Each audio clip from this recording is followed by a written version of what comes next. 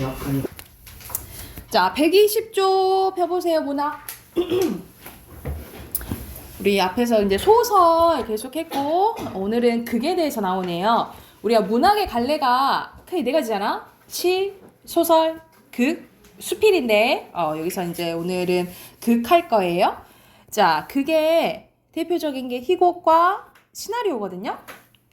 한번 봐보면, 극문학이란 무대에서 공연하거나 TV, 영화관에서 상영하기 위한 쓰인 글로 희곡, 시나리오, 드라마, 대본 등이 있는데 보통 요즘에 이제 드라마 대본이랑 영화 대본이랑 이제 거의 합쳐서 이제 시나리오라고 많이 부르는 것 같아요. 자, 먼저 희곡에 대해서 할게요. 희곡은 뭐의 대본? 연극. 연극의 대본이지. 무대에서 공연하기 위해 쓰인 대본입니다. 그래서 말 그대로 희곡의 목적은 무대에서 보여줘야 돼 무대상연이라고 보시면 돼요. 그래서 있어야 될 요소가 크게 세 가지거든요. 해설, 대사, 지시문입니다.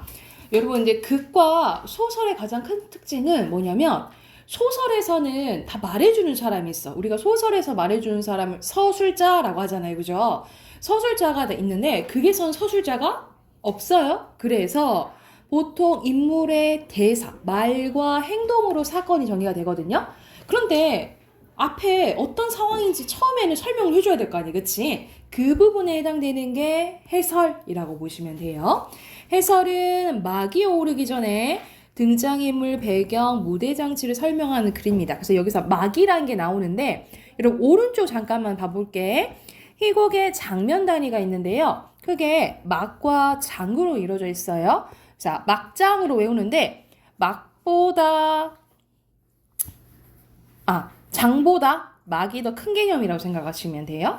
자, 장은 무대 장면이 변하지 않고 이루어지는 사건의 한 토막, 주로 조명이 꺼졌다 켜짐으로써 장이 바뀌어요. 보통 뭐 장소가 바뀌거나 이런 경우라면 막은 여러 개의 장이 모여서 이루어진 거거든요. 그래서 장보다 큰 게 막이야. 주로 무대 커튼이 오르고 내림으로써 막이 바뀝니다. 그래서 뭐 제 1막, 1장, 1막, 2장 뭐 이런 식으로 나뉘어지는 게 이 희곡의 장면 단위라고 보시면 돼요. 그래서 이 막이 오르기 전에 소개하는 부분은 이제 해설이라고 보시면 되고, 자, 주로 대사와 지시문으로 사건이 전개된다 했잖아요. 그쵸? 자, 대사에는 세 가지가 있어요. 대화, 등장인물들끼리 주고받는 말이에요. 독백, 한 명의 등장인물들이 상대방 없이 혼잣말 하는 거예요. 방백이 거의 희곡만의 특징이라 보시면 되거든요. 무대 위에는 다른 인물들한테는 들리지 않고 누구한테만, 관객한테만 들을 수 있는 것으로 약속한 말을 방백이라고 보시면 돼요. 당연히 무대에서 같이 이러는데 들리지. 근데 다른 인물들은 안 들린다고 치고 관객한테만 이제 하는 말을 방백이라고 보시면 돼요. 그리고 지시문은 무대 장치나 등장인물의 행동, 표정, 말투를 상황에 맞게 지시하는데 이것도 두 가지로 나뉘어져요. 말 그대로 무대 장치, 막 조명 이런 거에 대해서 얘기하면 무대 지시문이라고 하고요. 등장인물들의 보통 말, 표정, 행동 이런 것들 있잖아요. 그치? 말은 아니고 행동, 표정, 말투 이런 것들 있잖아요. 이거는 동작 지시문 또는 행동 지시문이라고 해요. 행동 지시문 이렇게 써놓으시면 될 것 같아요. 그래서 다시 한번 희곡의 구성 요소는 해설, 대사, 지시문이고 이 대사에는 대화, 독백, 방백, 지시문에 뭐 있다? 무대 지시문이나 행동 지시문이 있다. 이렇게 보시면 되겠죠. 자, 그리고 밑으로 갈게요. 시나리오입니다.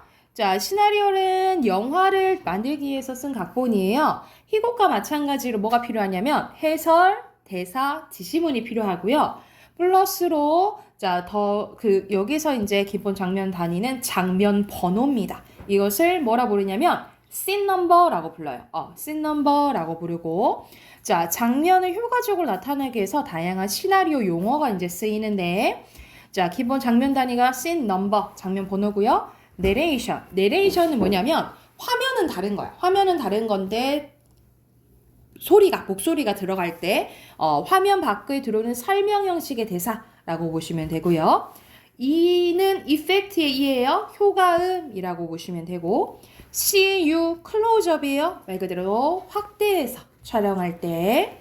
그리고 OL, 오버랩입니다. 포개지는 거예요. 그래서 앞 화면이 뒤 화면에 포개지는 기법이라고 보시면 되고 자 여기서 몽타주라는 게 나오는데 우리 보통 몽타주 하면은 범인 몽타주 생각나잖아 그치? 근데 여기서는 몽타주는 뭐냐면 장면 하나를 장면을 찍어요. 그래서 예를 들어서 유찬이 아침에 일어나는 거 유찬이 밥 먹는 거, 학교 가는 거, 학원 가는 거, 다시 집 가는 거 장면 하나하나를 찍어서 연달아 쭈루룩 보여주는 걸 몽타주로 하거든요. 그러면 긴 시간의 것을 짧게 보여준 효과가 있다라고 보시면 돼요. 그래서 따로따로 촬영한 화면을 떼어 붙여 편집하는 기법으로 말 그대로 약간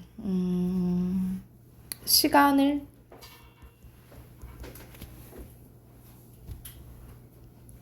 어떻게 보여야 될까? 빠르게 요약적으로 좀 보여줄 때 쓰이는 거라고 생각하시면 될 것 같아요. 밑에는 희곡과 시나리오의 비교 나와 있네. 공통점은 등장인물의 대사와 행동을 통해서 사건이 전개가 된다 했죠? 왜? 서술자가 없으니까. 그래서 해설, 대사, 지시문으로 이어져 있고요. 자, 희곡은 목적은 뭐라 했어? 무대에서 보여주는 거야, 그치? 무대 상연이고요. 무대에서 공연할 수 있어야 하므로 제한이 등장인물 수와 시간적 공간의 제한이 커요. 왜냐면 무대는 이게 한정돼 있잖아. 장소를 바꿀 수는 있지만 확 바로 바꾸기가 힘들고요. 그리고 예를 들어 막 200명, 2,000명 할 수가 없잖아, 그치? 그래서 제약이 가장 큰 게 희곡이라고 생각하시면 되고 시나리오의 목적은 상영입니다. 영화를 보여줘야 되겠지? 이거는 촬영 후에 막 CG 처리 가능하잖아요. 그래서 제약이 덜하다라고 생각하시면 될 것 같아요. 자, 그러면 이거 참고하면서 옆에 8문제 바로 풀어봅시다.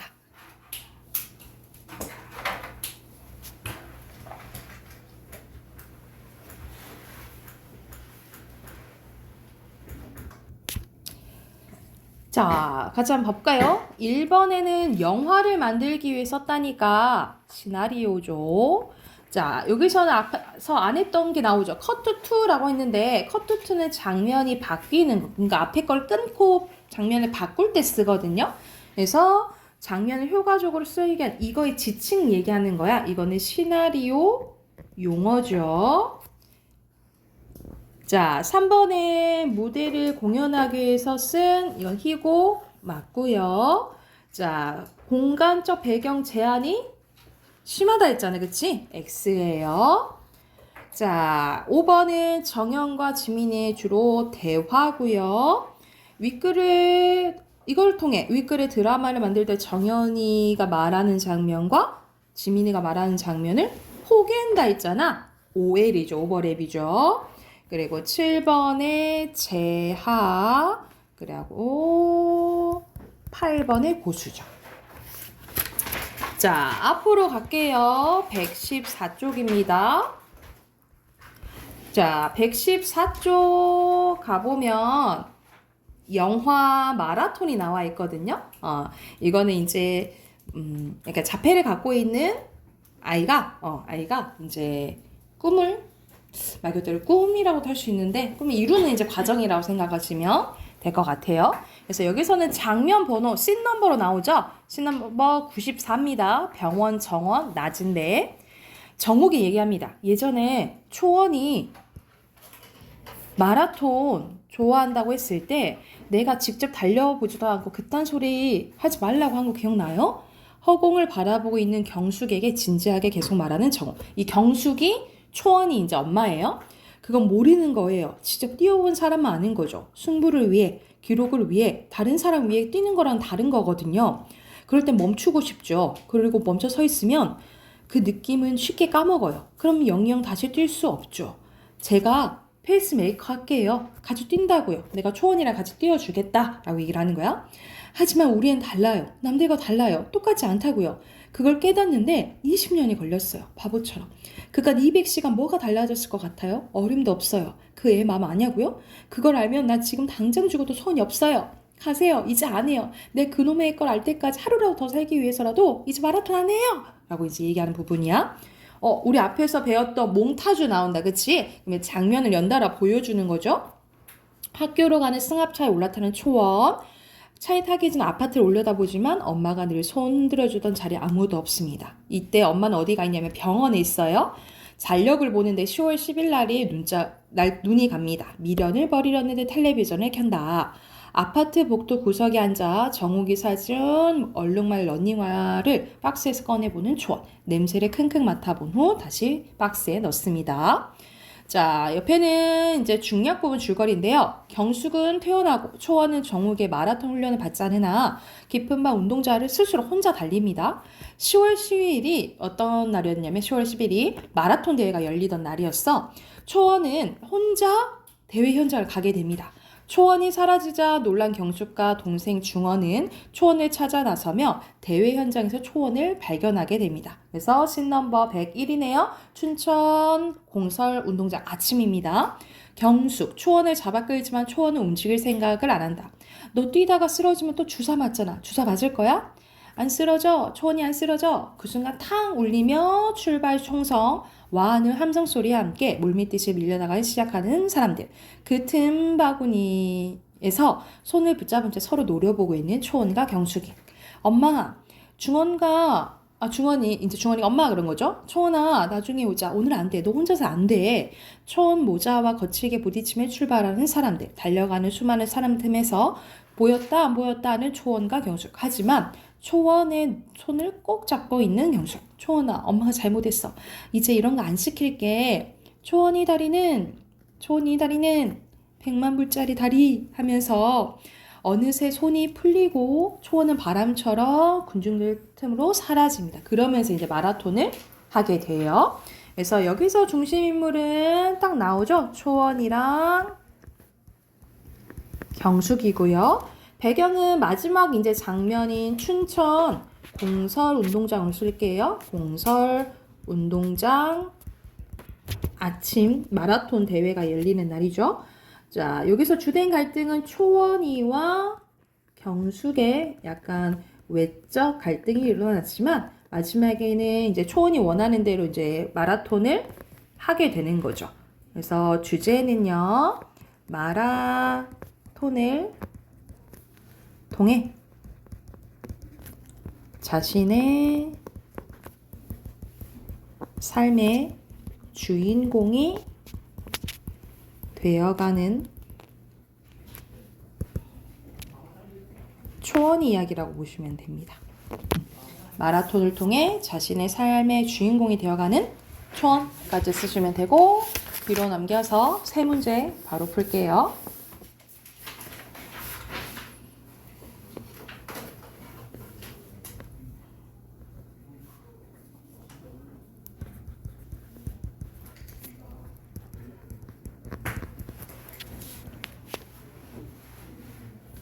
자, 경숙 초원 넣었죠. 2번에 알맞지 않은 것은 여기서는 공간도 다 변하잖아, 그치? 5번이고요. 3번에 알맞지 않은 것은 이건 내용적인 거네.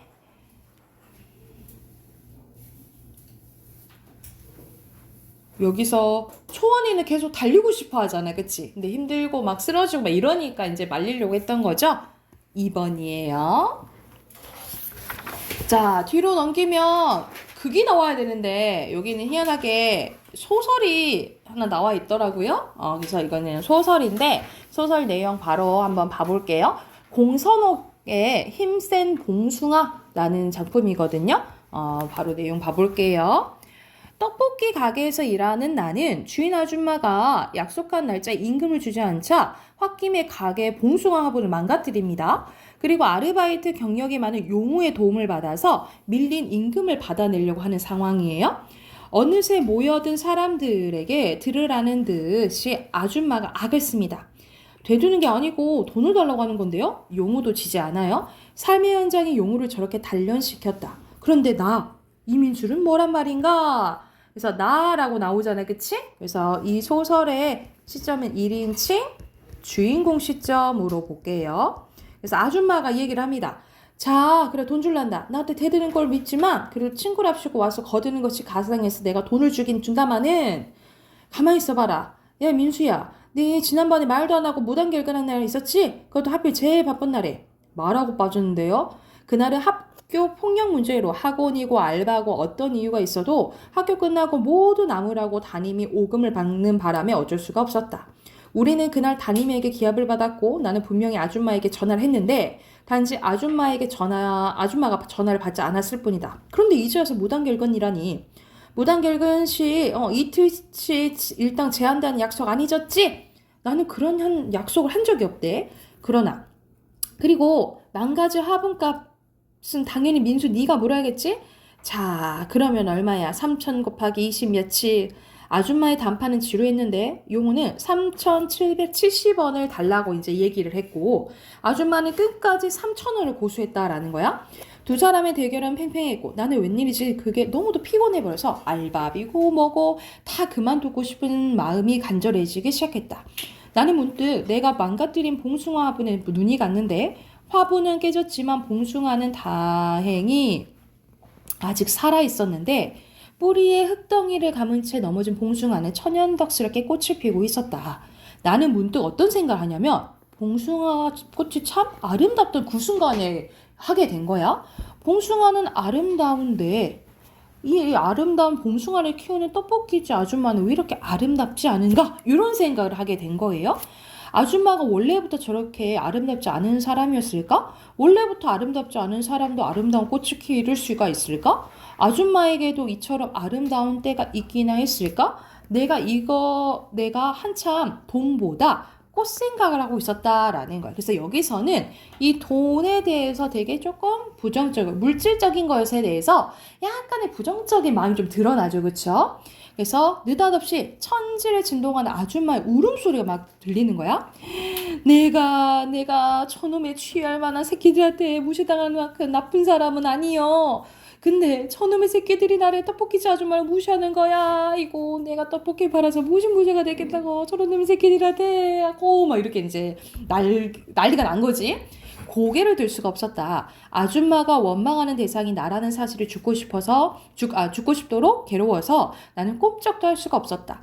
아줌마가 애 끓는 소리를 우는 것이 꼭 자기 엄마 같아서 더 그랬대. 용우가 내 등을 딱 치면서 야, 이 아줌마 진짜 똑하다. 죽어도 3,770원 안 준다. 요 상황이에요. 그래서 여기서는 이제 봉숭아가 제목이 나오잖아. 이 봉숭아는 이제 화분에서 이렇게 깨져서도 살아있는 생명력을 얘기를 하고 약간의 물질적인 것과는 반대되는 이런 가치를 의미한다라고 보시면 될 것 같아요. 중심 인물은 민수죠. 민수, 용우, 그리고 떡볶이 가게 주인 아줌마. 배경은 떡볶이 가게로 지금 돈을 받으러 오게 된 거죠. 그래서 중심 사건 및 갈등은 민수랑 용우랑 주인 아줌마의 여기도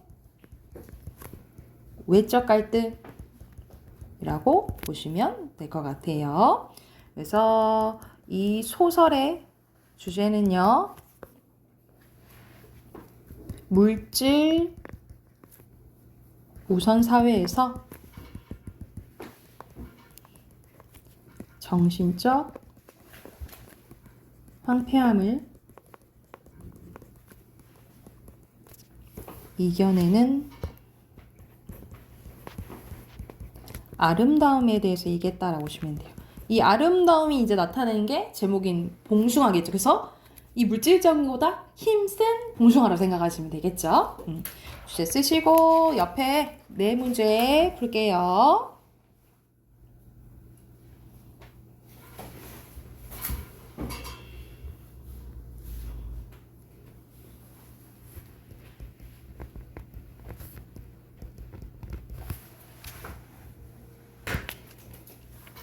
자, 임금, 민수 넣었죠? 5번에 여기서 알맞지 않은 것은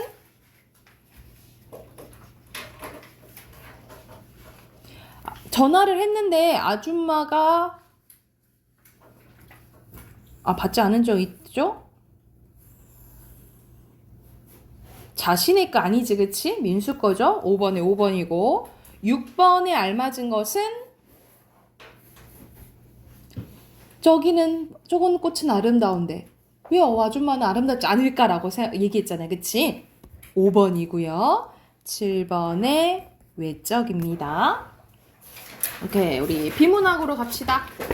비문학 오늘 14대이에요. 92쪽 펴시면 됩니다.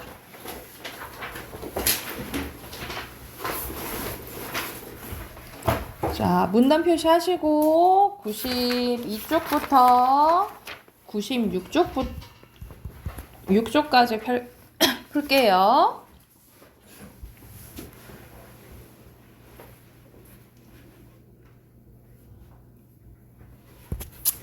자, 92쪽 보면은 종이가 만들어지는 과정에 대해서 이제 나오죠. 그래서 첫 번째 문단에서는 종이는 어떻게 만들어질까? 의문제기하는 부분이거든요. 그래서 마지막 문장을 중심 문장으로 보시고요. 핵심어는 종이겠죠? 옆에 빈칸도 종이에요. 자, 두 번째 문단 보면은 첫 번째 줄에 보통 매끄럽고 평평하다고 느끼는 종이는 사실 얇고 작은 섬유로 구성되어 있어서 현미경 등으로 관찰하면 사실 울퉁불퉁하대요.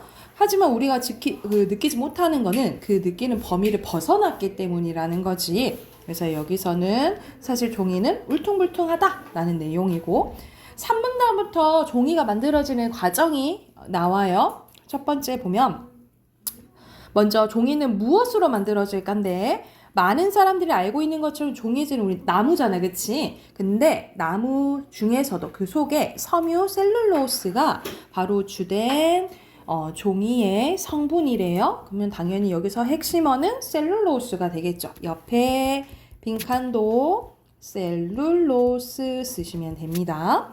자, 4문단부터 구체적으로 이제 나오는데 첫 번째 종이를 만들기 위해서는 큰 냄비 같은 통에 나무를 작은 조각으로 잘라 넣은 후 높은 온도와 압력을 더하면서 화학약품을 넣어 끓여야 한대요. 이 과정에서 리그닌에 의해서 결합되어 있던 이 셀룰로스 섬유가 풀리고 나무 펄프라고 하는 엉긴 섬유가 남게 됩니다. 이 섬유를 평평한 곳에 놓고 건조하면 종이가 된다라는 거예요. 그래서 여기서 핵심어는 종이로 보고요. 위와 같은 거치 종이는 거칠고 갈색빛을 띠는데 왜냐면 나무가 색깔이 그렇잖아요. 그치? 우리가 자주 쓰는 하얗고 빛나는 종이를 만들기 위해서는 종이를 하얗게 만드는 다른 과정을 또 거쳐야 합니다. 즉 화학약품을 첨가해서 종이를 희게 만든 후에 탄산칼슘 같은 흰 가루를 섞어야 되는데요. 또한 매끄럽게 하기 위해서는 코팅 작업도 해야 된대. 그래서 여기서 중심 문장은 요 문장으로 볼게요. 핵심어 종이고요. 그래서 이런 식으로 한 장의 종이를 만들기 위해서 많은 과정을 거친다라는 내용입니다. 자, 1번에 셀룰로스죠. 2번에 적절하지 않은 것은 여기서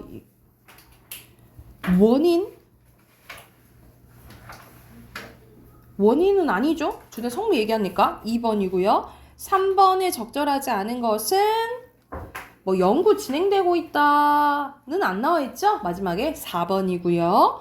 4번에 적절한 것은 주요 성분과 만드는 과정이죠. 5번에 알맞지 않은 거 여기서는 갈색을 흰색으로 바꾸는 방법을 나오잖아. 그치? 4번이네요. 자, 뒤로 넘기면 계획된 농업도시 화성에 대해서 나옵니다. 이 화성에 제대로 이제 건설한 사람이 이제 정조인데, 자, 이 정조의 화성이 왜 이제 중요하냐? 그게 마지막에 나와 있어요. 화성은 농업 발전을 통해 백성들의 삶을 풍요롭게 하고자 했던 정조의 정치처라고 보여주는 정신적 산물이기 때문에 의미가 있다라고 얘기를 하는 거죠. 핵심은 화성입니다. 옆에 빈칸도 화성이고요. 자, 화성이 지어지기 이전까지 그 일대의 땅은 아무것도 없는 황무지였대. 그래서 백성들이 농사를 짓고 살기엔 적합하지 않았는데 화성을 건설하던 중 큰 가뭄이 드는 일이 있었는데 정조는 이것을 해결하기 위해서 장마철에 자주 흘러넘치던 하천을 막고 뚝을 쌓아 수문을 설치하고 큰 저수지를 만들었는데 이것을 뭐라고 했대? 만석거라고 했다라는 거죠. 핵심은 만석거겠죠.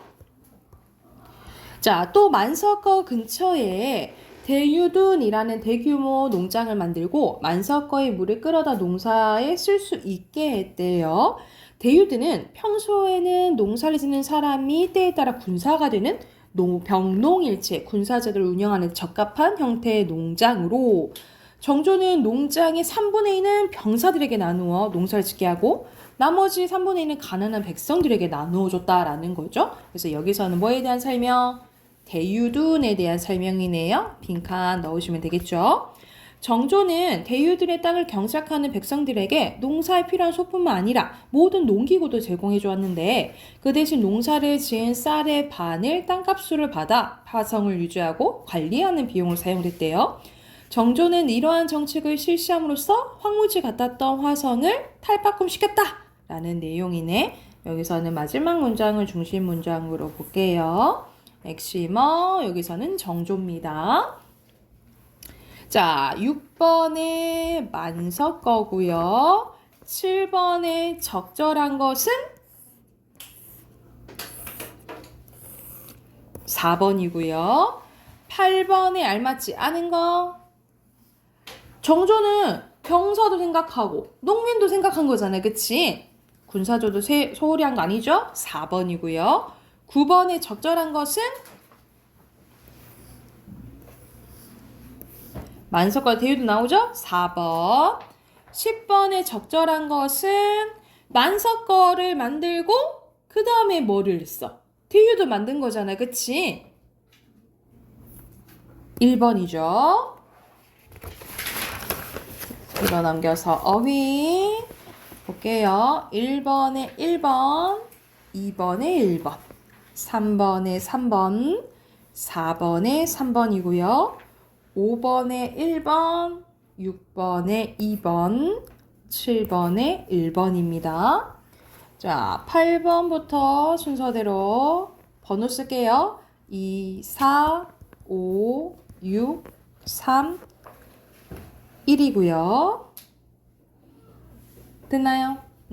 그리고 14번에 황무지, 15번에 저수지, 16번에 굴량이에요. 우리 마지막 문법 꺼내봅시다. 우리 문법 답하기 내야 되죠? 56쪽 할까요?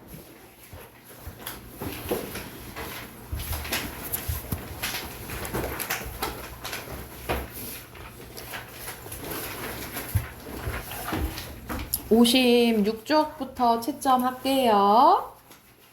자, 1번에 알맞지 않은 거 선생님이 간단하게 설명하고 넘어가긴 할 건데 모르겠고 또 이해 안 되면은 이야기하세요. 아셨죠? 이상하면 1번에 3번입니다. 2는 팔을 꾸며줘. 그치? 근데 하나는 르가 붙었죠. 얘는 수사죠. 얘는 관형사고 그래서 하나 때문에 틀렸어요. 자, 2번에 바르게 분류한 거 5번이죠.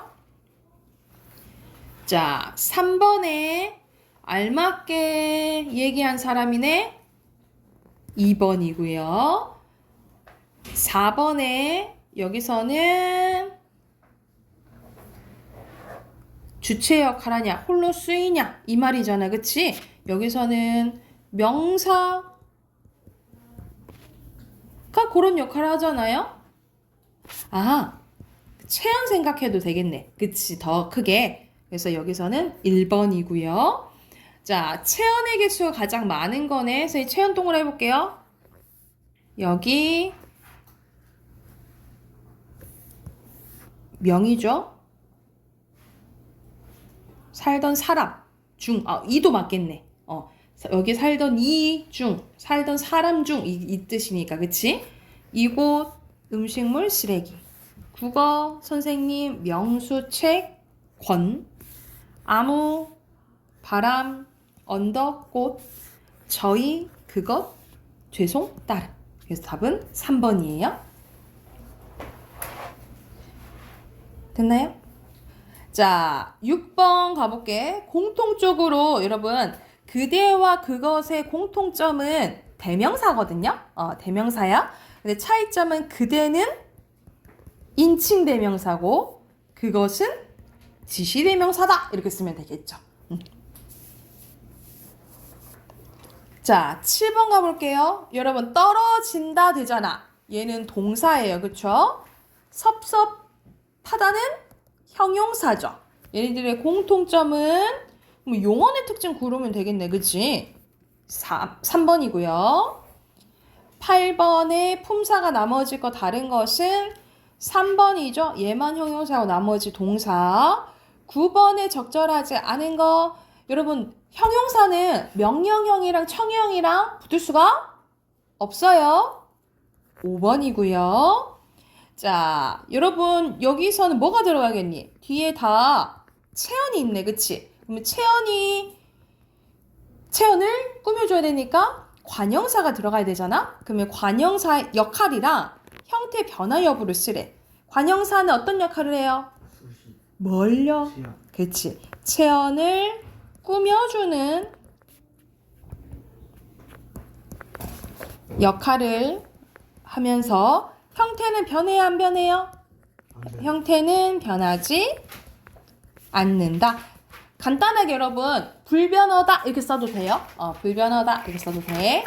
자, 뒤로 넘겨서 자, 11번에 적절하지 않은 것은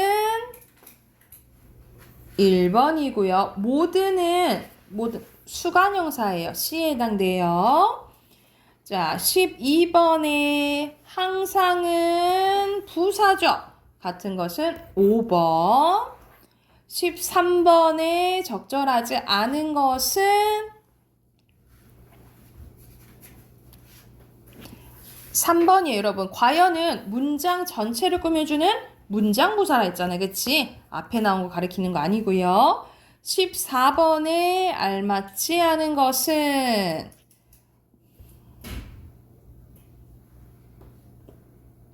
격조사죠?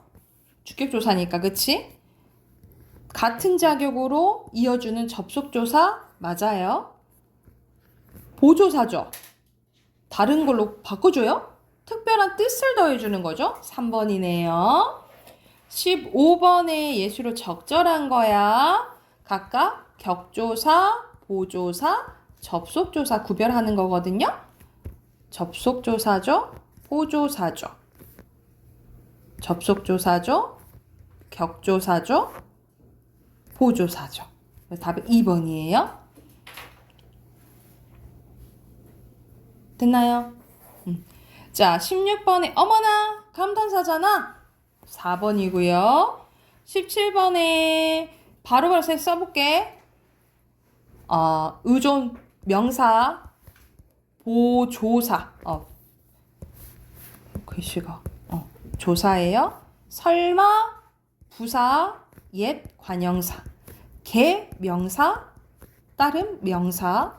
부드러운 형용사 눕다 동사죠. 이런 지시 관형사 이렇게 부사예요. 그래서 답은 3번입니다. 여러분 18번 몇 번일까? 알맞지 않은 거? 이거 수능 문제거든요. 좀 옛날 수능 문제이긴 하지만 여기서 알맞지 않은 것은 5번인데 저희들은 자기들 얘기하는 거잖아.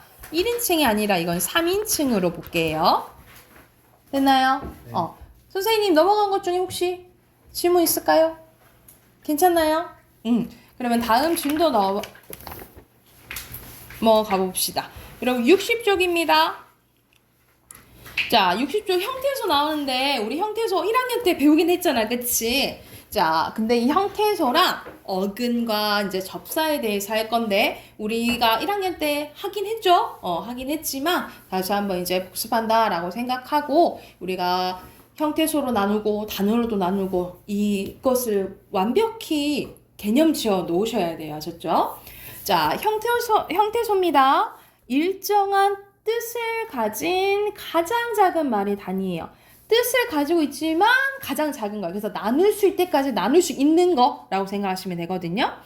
자, 근데 이 형태소가 자립 유무에 따라 혼자 쓸 수 있으면 자립 형태소 말 그대로, 혼자 쓸 수 없으면 의존 형태소죠. 그쵸? 그리고 의미를 갖고 있으면 실질 형태소, 의미를 갖지 않고 문법적인 역할을 하면 형식 형태소라고 했어요. 자, 그래서 만약 옆에 단어로 나누면 품사로 나누는 거라 생각하시면 되겠죠. 엄마가 잔다. 이렇게 단어로는 3개야. 그치? 그런데 만약 형태소로 나눈다. 그럼 나눌 수 있는 데까지 다 나눠야 돼요. 엄마가 기본형이 자다잖아. 그치? 자에다가 니은에다가 다예요. 형태소로는 몇 개인 거야? 5개인 거죠. 그쵸? 그런데 이것도 다 분석할 줄 알아야겠죠. 아, 엄마는 자립이면서 실질이야. 가는 조사잖아요. 조사는 의존이면서 형식이에요. 여러분, 자다는 의존이면서 의미를 갖고 있으니까 실질이야. 그런데 니은이나 다는, 니은은 의존 형식, 다도 의존 형식이에요. 이런 어미들은, 얘네들을 부를 때 우리가 어미들이라고 하는데, 이런 어미들은 다 의존 형식이라고 생각하시면 될 것 같아요. 조사도 의존 형식이고요. 이랬을까요? 그래서 여러분 나눌 수 있는 데까지 나눠야 되는데, 자, 이제 단어 뒤에 이제 아마 단어의 종류가 나올 건데, 우리 단어를 분석할 때 나오는 개념이 어근과 접사예요. 이건 이제 단어를 형성하는 개념들인데, 어근은 뭐냐면 단어를 형성할 때 실질적인 의미를 나타내는 중심 부분이에요. 그래서 우리가 앞에서 볼 때 실질 형태소 있죠. 모든 실질 형태소는 어근이라고 보시면 돼요. 그래서 예를 들어서 나무가 있으면 이 나무는 실질 형태소면서 자립 형태소면서 어근도 되는 거예요. 어근. 자, 예를 들어서 여러분 시어머니가 있다 쳐보자. 그러면 시가 중요하겠니? 어머니가 중요하겠니? 어머니가 중요하겠지. 그러니까 얘가 어근이고 이 어근의 앞뒤에 붙어서 뜻을 한정해주고 품사를 바꿔주는 게 얘가 접사라고 불러요. 그래서 자, 접사 가볼게. 접사는 단어를 형성할 때 어근에부터 그 뜻을 제한하는 주변 부분을 얘기를 해요. 자, 근데 모든 접사는 쌤 이거 아마 외우라고 했을 거야. 모든 접사는 형식 형태소면서 의존 형태소라고 외우라고 했어요. 선생님, 시어머니의 시는 의미가 있는 거 아니에요? 시댁에? 사실 의미가 있지. 근데 언어학자들이 그냥 약속한 거야. 이거는 잘 분리되니까 의존이면서 이건 무조건 형식이야. 라고 약속한 거라 생각하시면 돼요. 그래서 의미가 있다고 실질 형태소로 착각하면 안 된다고. 이해됐나요? 자, 만약 이 접사가 앞에 오면 접두사, 뒤에 오면 접미사로 나뉘어지는데 둘 다 뜻을 제한해 준 건 맞아요. 근데 차이점은 품사를 바꿔주는 거는 접미사밖에 안 돼요. 접미사만 품사를 바꿔준다라고 생각하시면 되거든요. 자, 예시 볼게. 접두사의 첫 번째 날이에요. 개살구의 개. 개는 질이 떨어지는, 아무것도 없는 뭐 이런 뜻이라고 생각하시면 되고, 풋, 짓, 치 이런 것도 대표적 접두사고, 접미사는 끝에 오는 거예요. 꾼, 들, 복수를 나타내준 여러분 들 있죠. 이 들을 조사라고 헷갈려 하거든요. 이건 접미사예요. 들 접미사. 그리고 개, 기, 하다, 답다 이런 것들이 접미사라고 보시면 돼요. 여러분 품사를 바꿔주는 거는 이렇게 품사를 안 바꿔줄 수도 있고요. 이거는 품사를 바꿔줬죠. 동사인데 명사로 바꿔줬지, 그치? 그리고 요것도 동사인데 명사로 바꿔주고 형용사인데 명사로 바꿔줬고, 여러분 사랑은 뭐야? 사랑은 명사잖아. 근데 사랑하다 동사로 바꿔주는 거예요. 이런 식으로 품사를 바꿔주면 뭐야? 접미사라고 보시면 돼요. 품사를 바꿔주면 뭐라 한다고? 접미사라고 생각하시면 돼요. 이해됐을까요? 자, 여러분 또 구별해야 될 게 뭐냐면 우리 품사할 때 배웠잖아. 우리가 동사랑 형용사 막 바뀌는 현상이 활용이라 했죠. 활용이라 했는데, 자, 먹은 안 변하니까 간이라 했고, 다는 변하니까 미라고 했잖아요. 그쵸? 근데 뭐도 이제 구별해야 되냐면 오늘 어근을 배웠어. 그치? 자, 먹 있잖아요. 여러분 활용할 때 쓰는 단어가 어간 어미예요. 어근은 단어를 형성할 때 쓰는 거야. 그래서 먹은 어간도 되지만 뭐도 되는 거예요. 단어를 형성할 때는 근도 되는 거예요. 자, 어떻게 할 수도 있냐면 여기 치솟다라는 단어도 있잖아. 한번 봐볼게. 치솟다는 자, 단어 형성할 때는 솥이 어근이에요. 치가 접사예요. 이해됐어? 이 뒤에 다는 뭐 아무것도 아니야. 어미니까. 그런데 만약 단어를 활용할 때 본다? 여기까지가 간이고 뒤에가 어미 이렇게 생각하시면 돼요. 이해됐을까요? 그래서 이 먹처럼 어간이랑 어근이 똑같을 수도 있고 형태가 똑같을 수도 있고 이렇게 다를 수도 있다라고 생각하시면 돼요. 구별하셔야 돼요. 그래서 어간과 어미는 활용할 때 사용한 단어고 어근이랑 접사는 단어를 형성할 때 쓰는 단어다라고 생각하시면 될 것 같아요. 자, 그러면 이거 참고하면서 옆에 문제 쭉 풀어봅시다. 우리 61쪽부터 63쪽까지 풀어볼게요. 61쪽부터 63쪽까지 문제 쭉 풀어봅시다.